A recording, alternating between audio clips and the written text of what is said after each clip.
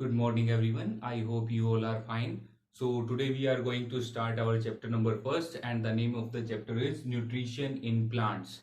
So what are the different topics that we are going to discuss in this chapter? Those topics are written here, and the first topic will be mode of nutrition in plants. Plants का जो mode of nutrition होता है वो क्या होता है वो discuss करेंगे इसमें. मेनली टू टाइप्स के न्यूट्रिशन इसमें हम डिस्कस करेंगे. The first one will be autotrophic mode of nutrition and the second one will be heterotrophic mode of nutrition. Next topic इसमें हम डिस्कस करेंगे सेल्स के बारे में. What should be the basic terminology related to cells that will be discussed in this particular topic, and the next one will be photosynthesis. वो process जिसकी help से plants अपने फूड को प्रिपेयर करते हैं वो कहलाता है वैसे फोटोसिंथेसिस. इसके बारे में और ज्यादा डिस्कस करेंगे. After that the next topic will be other modes of nutrition. Initially, we will discuss about autotropic and heterotropic, and after that, we will discuss about some other mode of nutrition, and those are parasitic mode of nutrition and then saprotropic mode of nutrition. After that, we will discuss the last topic, and the last topic will be how nutrients are replenished in the soil. Soil के अंदर आपके जितने भी nutrients होते हैं वो किस तरह से replenish किए जाते हैं, किस तरह से उनको दोबारा से enhance किया जाता है soil के अंदर, उसके बारे में हम discuss करेंगे.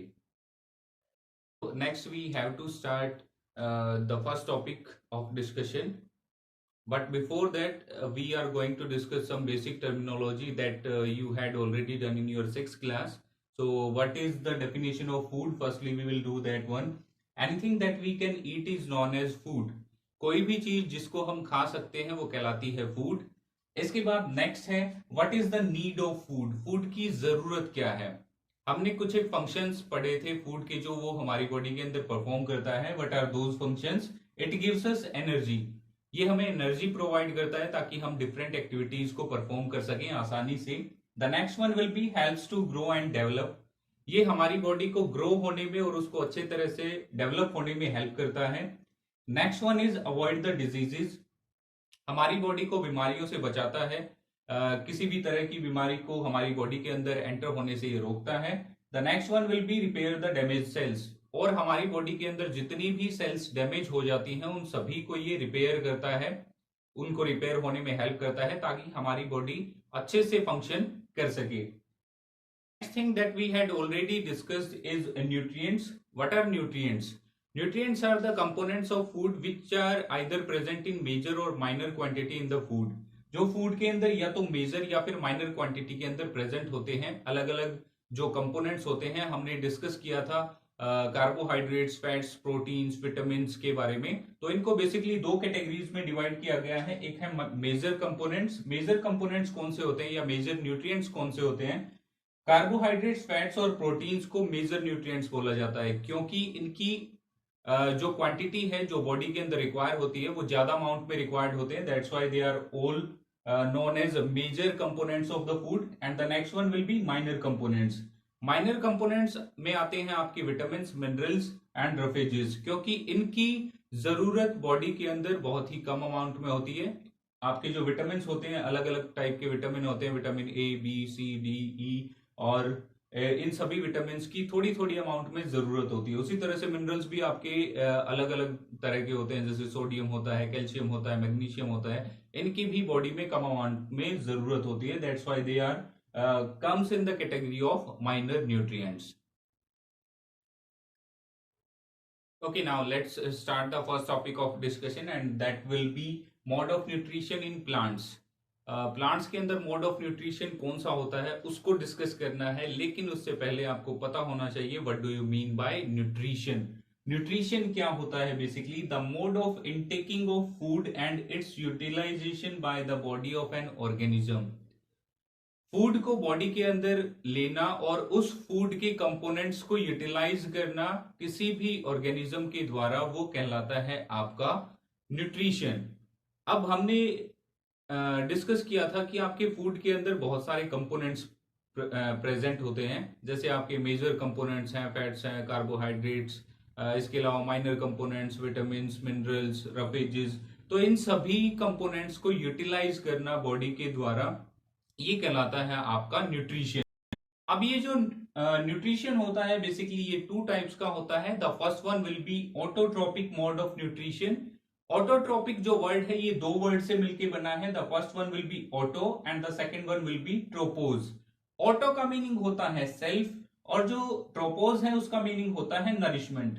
यानी कि वो मोड ऑफ न्यूट्रिशन जिसमें नरिशमेंट खुद की जाती है उसको बोलते हैं autotrophic mode of nutrition. Means in these kinds of organism the food is prepared by themselves.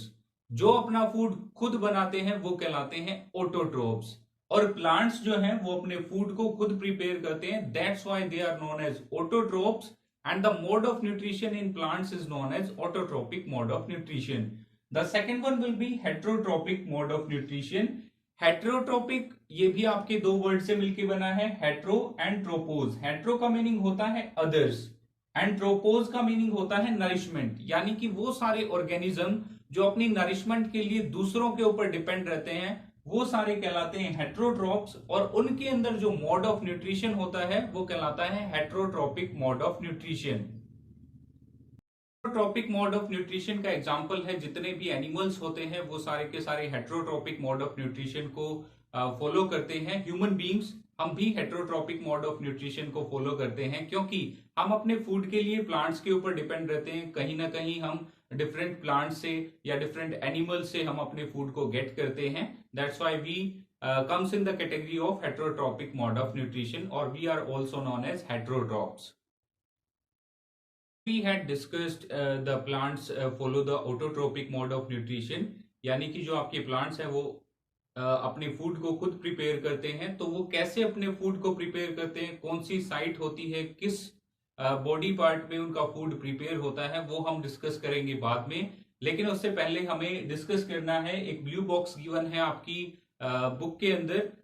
Just back the front page, जो फर्स्ट पेज है आपके लेसन का उसके जस्ट बैक साइड में आपको एक ब्लू बॉक्स गिवन है. उस ब्लू बॉक्स में आपको कुछ सेल्स से रिलेटेड टर्मिनोलॉजी के बारे में बताया गया है तो उसको हम डिस्कस करेंगे. फर्स्टली तो what is a cell?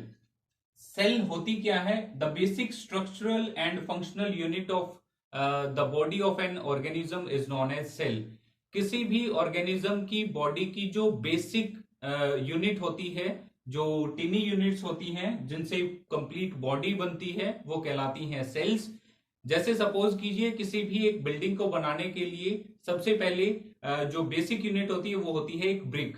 BRICS को हम ज्वाइन करते जाते हैं और आपकी जो कंप्लीट बिल्डिंग है वो बन जाती है. उसी तरह से किसी भी ऑर्गेनिज्म की जो बॉडी है वो या तो एक सिंगल सेल से बनती है या फिर बहुत सारी सेल्स जब कंबाइन होती हैं तो वो सारी सेल्स कंबाइन होने के बाद जो आपकी बॉडी है किसी भी ऑर्गेनिज्म की वो फॉर्म होती है. तो इसी के बेसिस पे जो आपके ऑर्गेनिजम्स हैं उनको दो कैटेगरी में डिवाइड किया गया है. The first one is unicellular, वो ऑर्गेनिज्म जिनमें केवल एक सिंगल सेल प्रेजेंट होती है, जैसे उसका एग्जांपल है अमीबा. इसके बारे में हम बाद में डिस्कस करेंगे. The next one is multi cellular, वो सारे ऑर्गेनिजम्स जिनमें एक से ज्यादा सेल्स प्रेजेंट होती हैं, जैसे ह्यूमन बींग्स, हम या फिर आपकी जो प्लांट्स हैं वो सारे मल्टी सेल्युलर ऑर्गेनिजम्स में आते हैं. इसके बाद सेल्स में बेसिकली तीन मेन चीजें प्रेजेंट होती हैं. The first one is the cell cytoplasm. Cell cytoplasm क्या होता है कि जो जेली लाइक स्ट्रक्चर प्रेजेंट होता है, जो लिक्विड पार्ट होता है आपकी सेल्स के अंदर वो कहलाता है आपका सेल साइटोप्लाज्म. ये जो लिक्विड पार्ट है जो आपकी न्यूक्लियस और सेल मेम्ब्रेन के बीच के अंदर प्रेजेंट है वो कहलाता है साइटोप्लाज्म. इसके अलावा नेक्स्ट है सेल मेम्ब्रेन. सेल मेम्ब्रेन क्या होती है? बेसिकली वो जो थिन बाउंड्री है जिसके अंदर आपका न्यूक्लियस प्रेजेंट होता है या आपका सेल साइटोप्लाज्म प्रेजेंट होता है, वो आपकी थिन बाउंड्री वो कहलाती है आपकी सेल मेम्ब्रेन. इसके बाद नेक्स्ट है nucleus. The central spherical part of the cell is known as nucleus. Nucleus क्या होता है कि जो आपकी सेल होती है उसका जो सेंट्रल पार्ट होता है उसको बोला जाता है न्यूक्लियस.